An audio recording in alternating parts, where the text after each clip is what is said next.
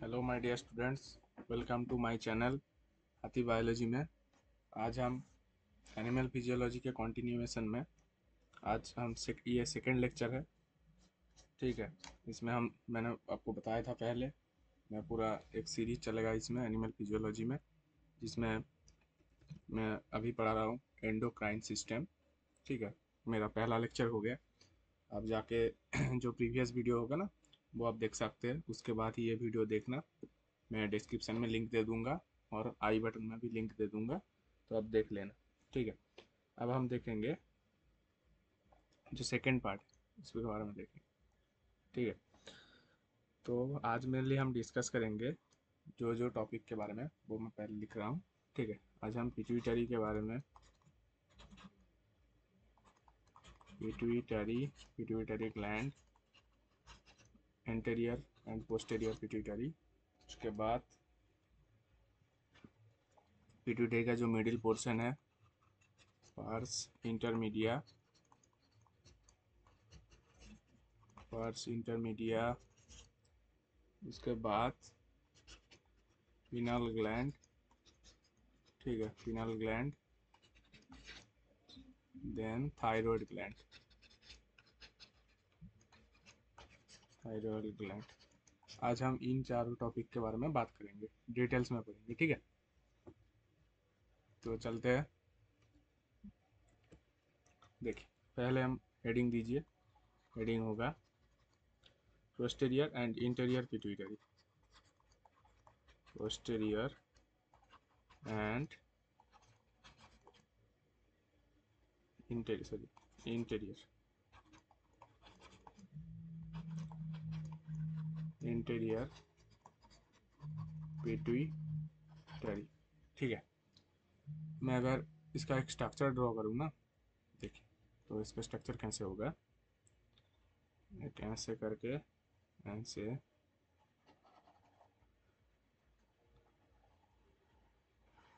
ठीक है, ऐसे करके एक स्ट्रक्चर होगा। इनमें क्या होगा, इनमें दो नार्व सेल प्रेजेंट होता है। ऐसे करके एक नार्व सेल, एक दूसरा नार्व सेल। ठीक है, ये एक्सन पार्ट है। ठीक है, दो नार्व सेल प्रेजेंट रहता है। एक को बोलते हैं सुप्रा ऑप्टिक नार्व, सुप्रा ऑप्टिक। ठीक है, सुप्रा ऑप्टिक नार्व। और दूसरे को बोलते हैं पैरा वेंटिकुलर। ठीक है, देखिए मैं स्लो स्लो पढ़ा रहा हूँ, आप चाहो तो वीडियो फास्ट में देख सकते हैं। ठीक है, तो जो पिट्यूटरी का ग्लैंड होता है, इसका नाम होता है एंटीरियर पिट्यूटरी, इंटीरियर पार्ट। और ये है पोस्टेरियर, पोस्टेरियर पार्ट। ठीक है, पिट्यूटरी का बता दिया। उसके बाद यहाँ पे आप हेडिंग दीजिए पोस्टेरियर पिट्यूटरी, पोस्टेरियर पिट्यूटरी। ठीक है, अभी हम पोस्टेरियर पिट्यूटरी के बारे में, पोस्टेरियर पिट्यूटरी के बारे में बात करेंगे, देन इंटीरियर पिट्यूटरी के बारे में बात करेंगे। उसमें क्या होता है, उसमें देखिए क्या होता है, टू मैग्नोसेलुलर सेलुलर नार्व प्रेजेंट। ठीक है, प्लस एंटी मतलब प्रेजेंट।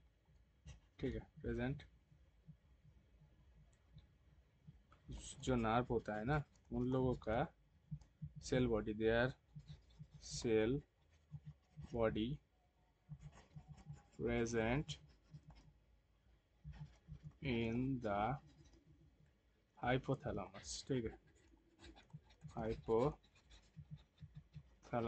ठीक है, और they are nerve ending, sorry nerve बना, नार्व का जो स्पेलिंग होता है NER, मैंने गलती से लिखी। ठीक, they are nerve ending present in posterior pituitary, ठीक है। चलिए उसके बाद हम देखते हैं ये जो दो नार्व सेल है ना, क्या क्या बताया मैंने, सुप्रा ऑप्टिक, सुप्रा ऑप्टिक, ठीक है, सुप्रा ऑप्टिक नर्व। सुप्रा ऑप्टिक नर्व क्या रिलीज करता है, एडीएच मतलब एंटी डायूरेटिक हार्मोन, इसको और भी एक नाम से जाना जाता है, SSIN, वेसोप्रेसिन, ठीक है। इसको हम बोलते हैं एंटी डायूरेटिक हार्मोन, ठीक है। उसके बाद हम आते हैं सुप्राऑप्टिक, देन पैरावेंटिकुलर, पैरावेंटिकुलर नर्व। इसमें इसमें से रिलीज होता है ऑक्सीटोसिन, ठीक है, इसमें से रिलीज होता है ऑक्सीटोसिन। देखिए जो एडीएच होता, एडीएच है ना, मैं कलर चेंज कर देता हूँ। देखिए जो एडीएच है, एंटी डायूरेटिक हार्मोन, वो क्या करता है, वो क्या करता है, रीअब्जॉर्प्शन, रीअब्जॉर्प्शन ऑफ H2O, मतलब वाटर इन द किडनी।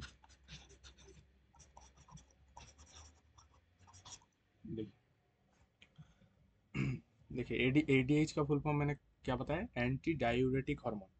देखिए एंटी डायूरेटिक मतलब यूरिनेशन मतलब क्या है, डाई यूरी, नहीं डायूरेटिक्स, ठीक है, एंटी एंटी डायूरेटिक है, तो डायूरेटिक का मतलब समझते हैं, URETIC, स्पेलिंग थोड़ा गलत हो रहा है, आप ठीक कर लेना, ठीक है। जो क्या करता है, डायूरेटिक मतलब सब्सटेंस विच कॉज यूरिनेशन, ठीक है, यूरिनेशन। तो डायूरेटिक्स जो होता है वो यूरिनेशन में हेल्प करता है, और एडीएच जो होता है वो एंटी डायूरेटिक मतलब यूरिनेशन, यूरिनेशन के अगेंस्ट में काम करता है, ठीक है। ये क्या करता है, वर्क अगेंस्ट यूरिनेशन, ठीक है। मतलब यूरिनेशन मतलब क्या, जो हमारे बॉडी का जो यूरिन है वो बॉडी से बाहर निकलता है, तो ये एडिश क्या करता है, जो यूरिनेशन का जो पानी है ना, उनको फिर दोबारा रिअब्जॉर्ब करता है, ठीक है। इसलिए वो कहीं से उन लोगों का एक तरफ से वो जो यूरिनेशन है ना उन वार्क में, वो वो क्या कर रहा है, वो इनिबिट कर रहा है, इनिबिट नहीं मतलब वार्क में एक दीवार खड़ा कर रहा है, ठीक है, वार्क अगेंस्ट यूरिनेशन, ठीक है, उसके अगेंस्ट में जा रहा है। उसके बाद एक चीज़ में आते हैं, देखिए एक कंडीशन है जिसमें क्या हुआ, बॉडी में स्वेटिंग हो गया, SWEATING, स्वेटिंग ज़्यादा होता है, फिर क्या होता है, H2O लॉस, ठीक है, बॉडी में पानी का कमी हो जाती है, ब्लड वॉल्यूम, देख पानी कम है मतलब ब्लड वॉल्यूम कम हो जाएगा, फिर क्या होगा, ब्लड प्रेशर डिक्रीज हो जाएगा, ठीक है। जब ये कंडीशन होता है ना, जब ये कंडीशन होता है, उसमें क्या होता है, देखिए उसमें हमारे बॉडी में जो क्या है, ये कंडीशन हुआ, ये किसने डिटेक्ट किया, डिटेक्टेड बाय हाइपोथैलेमस, ठीक है, हाइपोथैलेमस, ठीक है, हाइपोथैलेमस ने डिटेक्ट किया। वो क्या करेगा, जो इसलिए मैंने बताया था, जो दोनों नार्व प्रेजेंट रहता है ना पिट्यूटरी में, ठीक है, उन लोगों का ऊपर वाला हिस्सा हाइपोथैलेमस में रहता है, और नार्व जो एंडिंग होता है वो पिट्यूटरी में प्रेजेंट रहता है, ठीक है। जो हाइपोथैलेमस ये सेंस किया कंडीशन ऐसा है, तो ठीक है, तो वो क्या करेगा, वो सुप्राऑप्टिक नर्व को सिग्नल भेजेगा, ठीक है, सुप्रा ऑप्टिक नर्व, ठीक है, सुप्राऑप्टिक नर्व को सिग्नल भेजेगा, फिर सुप्राऑप्टिक नर्व क्या रिलीज करेगा, एडीएच, एंटी डायबिटिक हार्मोन, ठीक है। फिर एडीएच क्या करेगा, वाटर वाटर री एब्जॉर्ब। ठीक है, वो कैसे करेगा? देखिए, अगर आपने नेफ्रॉन में स्टडी किया है नेफ्रॉन, तो ये तो आपको पता ही होगा। ये है ऐसे करके एक स्ट्रक्चर होता है। ये होता है सीसीटी, ये होता है डीसीटी। ठीक है, डीसीटी मतलब डिजिटल कन्वोल्यूटेड ट्यूब्यूल।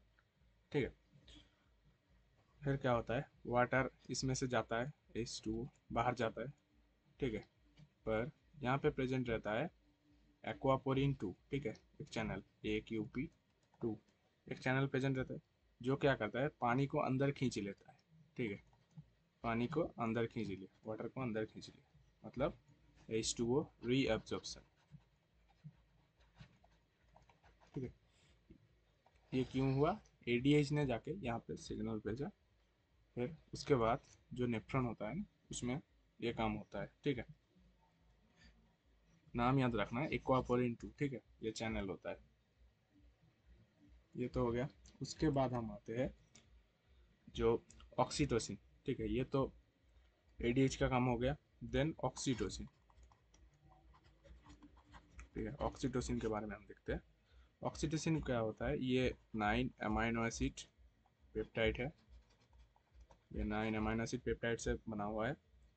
ये क्या करता है,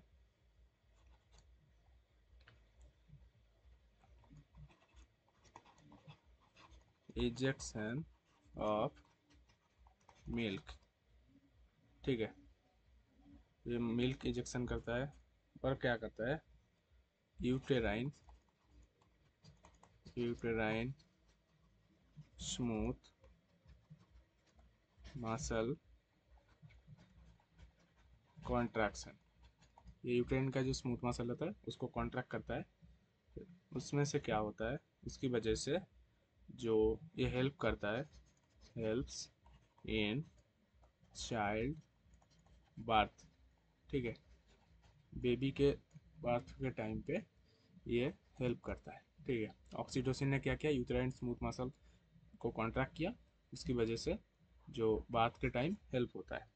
ठीक है, अगर देखिए ऑक्सीटोसिन जो है, अगर ऑक्सीटोसिन ज़्यादा हो गया तो उसमें क्या होगा, मेल्स में ऑक्सीटोसिन अगर ज़्यादा हो गया, एक्सेस एक्सेस ऑक्सीटोसिन, अगर एक्सेस ऑक्सीटोसिन हो गया तो मेल्स में क्या होगा, देखिए ठीक करके लिखता हूँ। मेल्स में क्या होगा, नो इफेक्ट, नो इफेक्ट। क्योंकि क्या होता है, मेल्स का जो मेमोरी ग्लैंड होता है ना, वो इनएक्टिव होता है, अनडेवलप्ड होता है। ठीक है, तो उसके वजह से कोई इफेक्ट नहीं पड़ेगा। लेकिन फीमेल में क्या होगा, फीमेल में जो मेंस्ट्रुअल साइकिल है ना,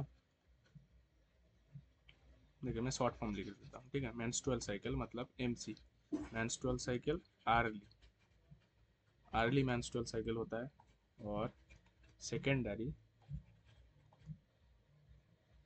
secondary sexual sexual character develop develop early. ठीक है, early secondary sexual character development होता है फीमेल्स में। ठीक है, इसके बाद हम आते हैं, ठीक है, ये तो हो गया जो पिट्यूटरी था, पिट्यूटरी का। ठीक है, पिट्यूटरी का कौन सा पार्ट, पोस्टेरियर पिट्यूटरी का पार्ट। ठीक है, उसके बाद हम आते हैं, उसके बाद हम आते हैं पार्स इंटरमीडिया, पार्स इंटरमीडिया। उसके बाद पार्स इंटरमीडिया कौन सी पार्ट है, देखिए ये पिट्यूटरी ग्लैंड है, ऐसे करके ग्लैंड है। जो ये मिडिल वाला हिस्सा है ना, इसको हम बोलते हैं पार्स इंटरमीडिया, पार्स इंटरमीडिया। ठीक है, इसमें क्या होता है,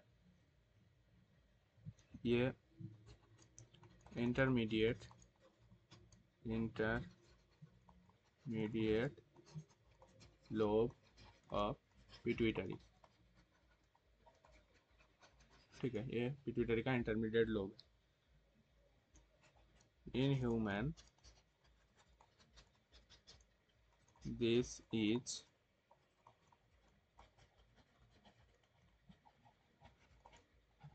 रूडिमेंटरी ऑर्गन।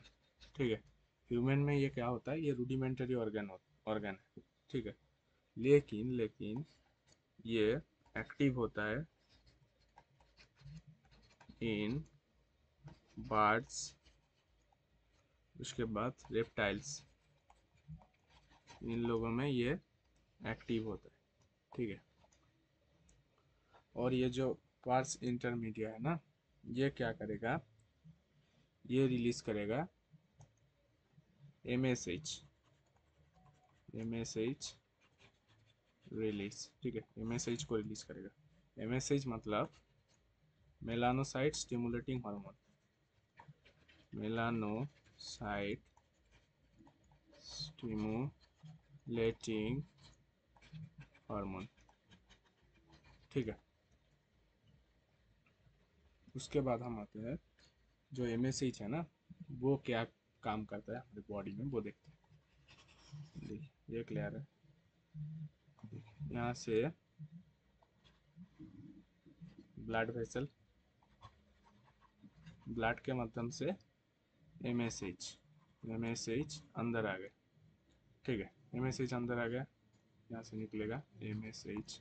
ठीक है, मेनली यहाँ से आता है, ये वाला रास्ता नहीं। ठीक है, MSH आया, उसके बाद क्या करेगा, वो आके वो यहाँ पे एक्टिवेट करेगा, किसको, मेलानोसाइट से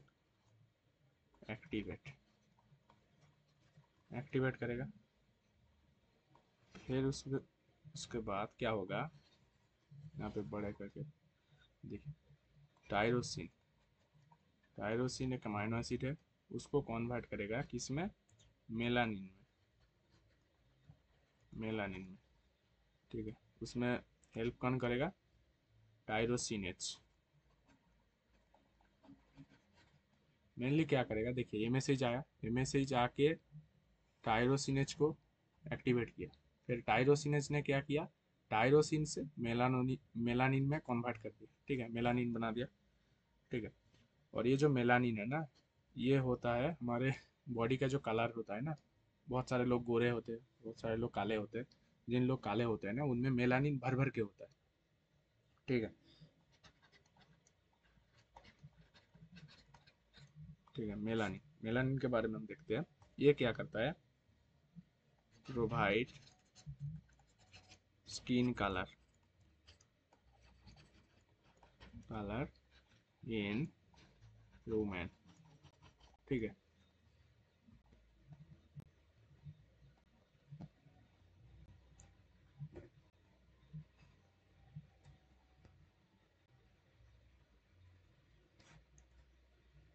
ये क्या करेगा, ह्यूमन में स्किन कलर प्रोवाइड करेगा। उसके बाद क्या करेगा, protect protect our body from harmful UV rays. ठीक है, यूवी रेज से हमारे बॉडी को प्रोटेक्ट करेगा। फिर क्या होता है, अगर बॉडी में ज़्यादा मात्रा में मेलानिन हो गया ना, एक्सेस मेलानिन क्या कॉज करता है, मेलानिज्म मतलब आदमी बहुत काला होगा। ठीक है, उसके बाद और एक चीज़ देखिए, अगर मेलानिन बहुत कम हो गया ना बॉडी में, तो क्या होगा, एल्बिनिज्म होगा। एल्बिनिज्म मतलब पूरा बॉडी में कहीं कहीं जगह पे सर्कल सर्कल करके एक वाइट वाइट सर्कल हो जाएगा। वाइट नहीं मतलब स्किन का कलर अगर डार्क हो तो ये वाइट वाइट जो होगा गोल गोल, ठीक है, ये लाइट कलर का होगा। ठीक है, एल्बिनिज्म ये हो गया।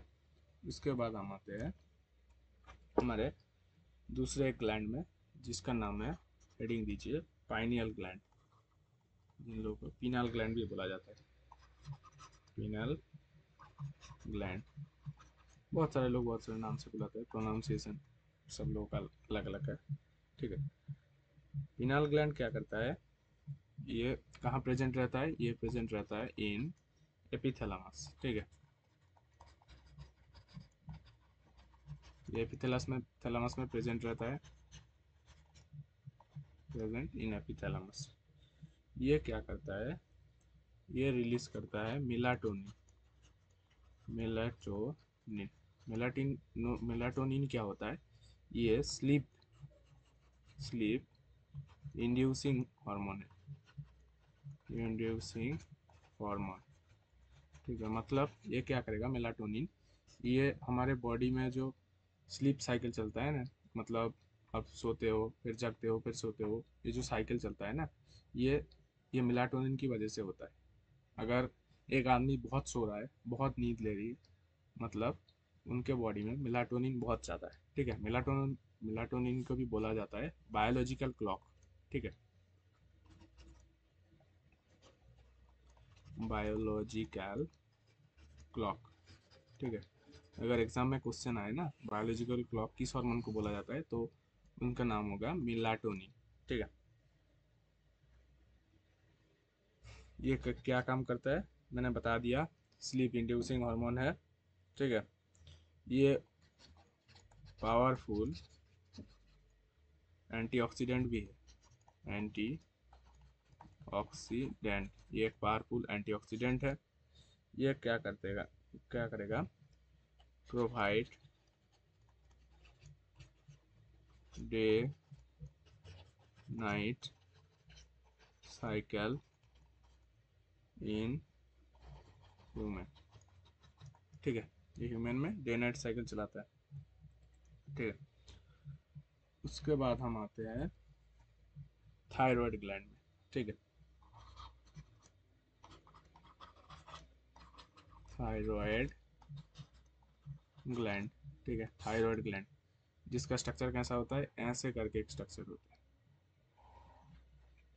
ठीक है, ऐसे करके स्ट्रक्चर होता है। इसका दो लोब होता है, ये लोब, ये लोब, और ये जो मिडिल वाला पार्ट होता है ना, इसको एक नाम से बोला जाता है इस्थस, ISTHUS, इस्थस बोला जाता है, ये जो मिडिल वाला पोर्शन होता है, ठीक है। मतलब ये स्ट्रक्चर एच जैसा है ना, एच का जो ये मिडिल वाला पोर्शन है इसको इस्थस बोला जाता है, ठीक है। थायराइड ग्लैंड का लोकेशन हम बताते हैं, ये कहाँ प्रेजेंट रहता है, below the larynx in X, ये larynx below the larynx present रहता है। ये शेप कैसा होता है, बटरफ्लाई शेप, बटरफ्लाई शेप होता है, ठीक है। उसके बाद क्या होता है, इसका टू लोब होता है, टू लोब आर प्रेजेंट, ठीक है। इनमें दो लोब प्रेजेंट होता है। ये क्या सिक्रीट करते हैं, major secretion T3 and T4, ठीक है। इसमें जो सिक्रेशन पैटर्न है ना वो कैसे होता है देखिए, पहले क्या हुआ, पहले हाइपोथैलेमस, हाइपोथैलेमस वो क्या करेगा, TRH रिलीज करेगा, मतलब थायराइड रिलीजिंग हार्मोन। फिर वो कहाँ जाएगा, पिट्यूटरी में, पिट्यूटरी। उसके बाद पिट्यूटरी रिलीज करेगा TSH, TSH कहाँ जाएगा, थायराइड में, थायराइड ग्लैंड में। फिर थायराइड ग्लैंड क्या रिलीज करेगा, T3 एंड T4, ठीक है। ये सीक्वेंस होता है, ठीक है। उसके बाद हम आते हैं, जो थायराइड है ना वो क्या होता है देखिए, मैंने बताया T3, देखिए T3 क्या होता है, T3 बना होता है DIT प्लस MIT, ठीक है। देखिए ये जो DIT है मतलब डाई आयोडो टायरोसिन, ठीक है। मैंने बता देता हूँ,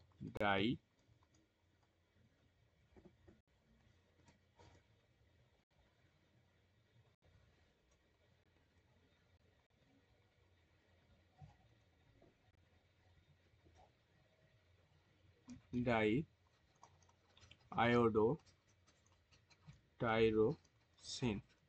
और एमआईटी एमआईटी नहीं, सॉरी, हाँ एमआईटी मतलब mono iodo tyrosine, mono iodo tyrosine.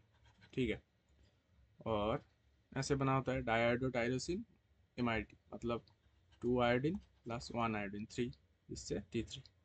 फिर टी फोर बना होता है DIT प्लस DIT।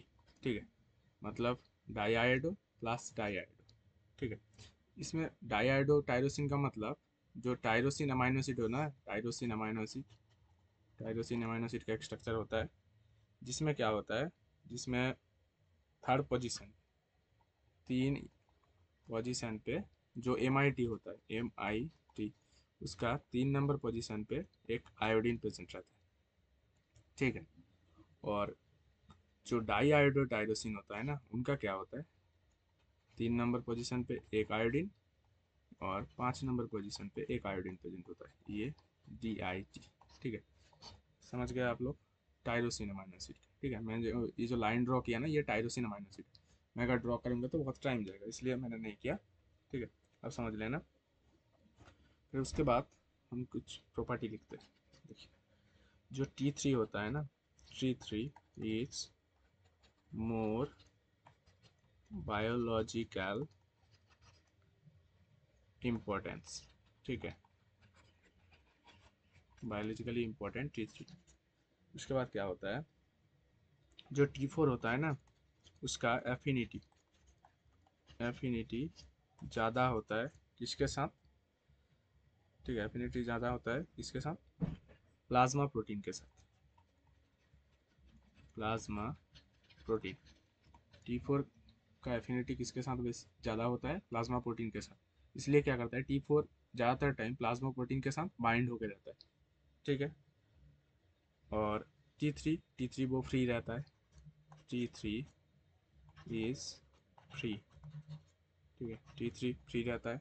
फिर क्या होता है, जब ज़रूरत पड़ता है ना, तब क्या होता है, T3 reach to the target very fast। ठीक है, T3 टारगेट में बहुत जल्दी पहुंचता है। ठीक है। उसके बाद और एक चीज़ मैं बताना चाहूँगा, क्या है, जो T4 है ना, वो T4 T3 में बहुत टाइम कन्वर्ट होता है। क्योंकि देखिए, मैंने बता दिया पहले, T3 बायोलॉजिकल इम्पोर्टेंस ज़्यादा है, तो T3 का ज़रूरत बहुत बहुत ज़्यादा ज़रूरत है। और T4 क्या होता है, वो फ्री नहीं रहता, वो प्लाज्मा प्रोटीन के साथ बाइंड रहता है। इसलिए जब भी किसी जगह पे ज़रूरत होता है तो T3 फर्स्ट जाता है। तो T3 का ज़रूरत बहुत ज़्यादा है, तो कुछ टाइम क्या होता है, T3 का ज़रूरत इतना ज़्यादा होता है, सम जो बहुत सारे T4 होता है ना, वो T3 में कन्वर्ट हो जाता है, कन्वर्ट। ठीक है, कन्वर्ट हो जाता है। ठीक है, ये तो हो गया। इसके बाद हम देखते हैं फंक्शन। ठीक है, थायराइड के फंक्शन देखते हैं, मतलब T3 और T4 इन लोगों का फंक्शन। ये लोग क्या करते हैं, ये लोग O2 कंजम्पशन इंक्रीज, ठीक है, इंक्रीज कर देते हैं ये लोग। और क्या करते हैं, मेटाबॉलिक रेट इंक्रीज। मेनली ये लोग क्या करते हैं, मेटाबॉलिक रेट इंक्रीज करता है, इसके लिए O2 का कंजम्पशन होना ज़रूरी है। ठीक है। उसके बाद ये क्या करता है, development of central nervous system in children. ठीक है, चिल्ड्रन में सेंट्रल नर्वस सिस्टम का एक्टिवेट कर देता है, मतलब डेवलप कर देता है। ठीक है। उसके बाद ये क्या करता है, ग्रोथ भी कर देता है, प्रोमोट ग्रोथ इन चिल्ड्रेन। देखिए मैं स्लो स्लो पढ़ा रहा हूँ, आप स्पीड ज़्यादा करके देख सकते हो, कोई दिक्कत नहीं होगा। ठीक है, उसके बाद क्या करता है, इट ऑल्सो, ठीक है, it also increase cardiac and breathing rate. ठीक है, ये क्या करता है, cardiac and breathing rate increase करता है। कार्डियक मतलब जो हमारे हार्ट पंप करते हैं ना, उसको इंक्रीज कर देता है। तो उसको इंक्रीज करेगा तो ऑक्सीजन ज़्यादा लगेगा, तो ब्रीदिंग रेट भी इंक्रीज होगा ना। ये सब काम है। उसके बाद हम आते हैं डिसऑर्डर। ठीक है, डिसऑर्डर, किसके डिसऑर्डर, थायराइड, मतलब थायरोक्सिन। ठीक है, थायरोक्सिन की वजह से क्या क्या डिसऑर्डर होता है। देख, दो कंडीशन होता है, एक होता है हाइपोथायरॉयडिज्म, IDISM, मतलब T3 एंड T4 का कॉन्सेंट्रेशन लो हो जाता है। और एक कंडीशन होता है, वो होता है हाइपर थायरॉयडिज्म। इसमें क्या होता है, T3 एंड T4 का कॉन्सेंट्रेशन बहुत ज़्यादा इंक्रीज हो जाता है। ठीक है, तो जो हाइपर थायरॉयडिज्म हो ना, उसमें से वो होने से क्या होता है, चिल्ड्रेन एंड एडल्ट्स के ऊपर क्या इफेक्ट पड़ता है। देखिए, चिल्ड्रेन एंड एडल्ट्स। ठीक है, चिल्ड्रन के ऊपर क्या इफेक्ट पड़ता है, चिल्ड्रन में जो डिजीज होता है उसको हम बोलते हैं क्रिटिनिज्म, CRETINISM, क्रिटिनिज्म। ठीक है, जिसकी वजह से क्या होता है, इसकी वजह से चिल्ड्रन क्या होता है, मेंटली रिटार्डेड, मेंटली रिटार्डेड होता है। फिर लो ग्रोथ, क्योंकि थायरोक्सिन ने ग्रोथ में भी हेल्प किया था चिल्ड्रन लोगों का। ठीक है, और एडल्ट में क्या होता है, एडल्ट में जो होता है, जो उनको बोला, जो डिजीज होता है उनका नाम होता है मिक्सोइडियमा। ठीक है, मिक्सोइडियमा। उसकी वजह से क्या क्या सिम्टम दिखा जाता है, मेटाबॉलिक रेट स्लो, ठीक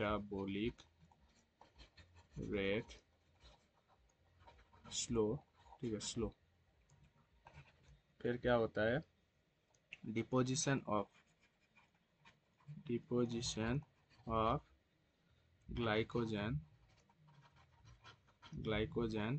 एंड फैट। ठीक है, क्या होता है, फैट एंड ग्लाइकोजन का डिपोजिशन होता है। ठीक है, इसकी वजह से क्या होता है, लोग मोटा हो जाता है। ठीक है, और जो, ठीक है, फिर उसके बाद जो हाइपर, ठीक है, हाइपर थायरॉयडिज्म था ना, हाइपर DISM, हाइपर थायरॉयडिज्म था। उनमें क्या होता है, देखिए, उनमें T3 एंड T4 का कॉन्सेंट्रेशन बहुत हाई रहता है। उसकी वजह से मेटाबॉलिक रेट फास्ट होता है, मेटाबॉलिक रेट फास्ट। फिर एक्सेसिव SW स्वेटिंग। फिर क्या होता है, वेट लॉस हो जाता है। ठीक है, ये तो हो गया। उसके बाद हम आते हैं, और एक डिजीज है जिसके बारे में हम देखते हैं। ठीक है, grave, GRAVE disease, grave disease. ये क्या होता है, ये एक डिजीज है जो ऑटो इम्यून कंडीशन में होता है, ऑटो इम्यून कंडीशन। ठीक है, ऑटो इम्यून कंडीशन में होता है। इसमें क्या होता है, antibody against TSH receptor. R मतलब रिसेप्टर के अगेंस्ट एंटीबॉडी प्रेजेंट रहता है। ठीक है।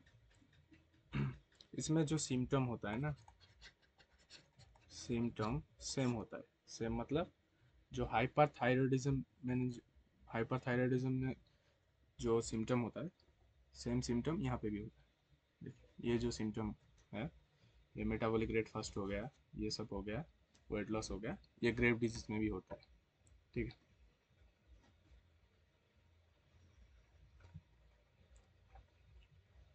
Symptom same as hyperthyroidism.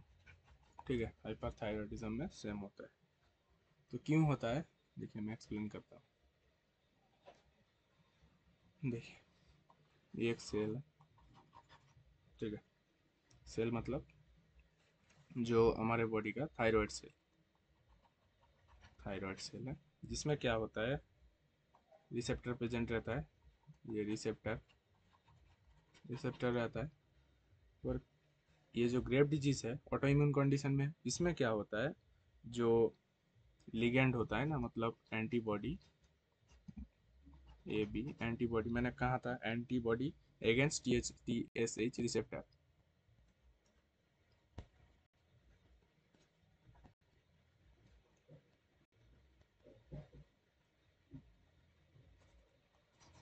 मैं ठीक से ड्रॉ करता हूँ, देखिए आप, देखिए ये थायराइड। ठीक है, मैंने लिख दिया thyroid cell, THY, thyroid cell. ये थायराइड सेल है। इसमें क्या होता है, इसमें रिसेप्टर प्रेजेंट होता है, आर। फिर क्या होता है, मैंने बताया ग्रेव डिजीज में एंटीबॉडी प्रेजेंट रहता है। एंटीबॉडी वो आके क्या करता है, इसके साथ बाइंड कर देता है। एंटीबॉडी इसके साथ बाइंड कर देता है। तो इसके साथ बाइंड करके फिर क्या होगा, ये सेल क्या रिलीज करेगा, एक्सेसिव T3 एंड T4। ठीक है, T4 बहुत ज़्यादा रिलीज करेगा। उसके बाद क्या होगा, सिग्नल जाएगा किसके पास, हाइपोथैलेमस के पास। हाइपोथैलेमस वो क्या करेगा, वो TRH को कम कर देगा। फिर क्या होगा, पिट्यूटरी पिट्यूटरी क्या करेगा, पिट्यूटरी TSH कम कर देगा। फिर उसके बाद क्या होगा,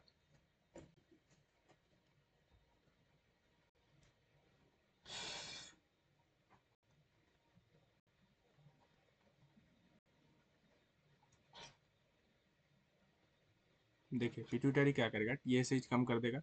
उसकी वजह से T3 एंड T4 लेस हो जाएगा। देखिए इसमें क्या हुआ, पहले देखिए आप, पहले जो एंटीबॉडी था ना, एंटीबॉडी आके इसके साथ बाइंड कर गया। एंटीबॉडी आके वो एंटीबॉडी आके किसके साथ बाइंड कर गया, रिसेप्टर के साथ, थायराइड सेल का। उसकी वजह से excessive T3 and T4 release हो गया। उसकी वजह से हाइपोथैलेमस को नोटिस गया, वो क्या करे, TRH कम कर दिया। पिट्यूटरी को सिग्नल गया, वो TSH कम कर दिया, T3 T4 कम हो गया। इसकी वजह से क्या होता है, एक एबनॉर्मल कंडीशन होता है। ठीक है, ये थी ग्रेव डिजीज के बारे में। ठीक है, आज के लिए इतना तक। अगर मैं और भी ज़्यादा पढ़ाऊँगा तो वीडियो लेंदी हो जाएगा। ठीक है, मिलते हैं अगले वीडियो में, तब तक पढ़ते रहना। ठीक है, मैं, और मेरे चैनल को अच्छा लगे तो सब्सक्राइब कर देना। ठीक है, और अपने फ्रेंड के साथ शेयर कर देना। Thank you.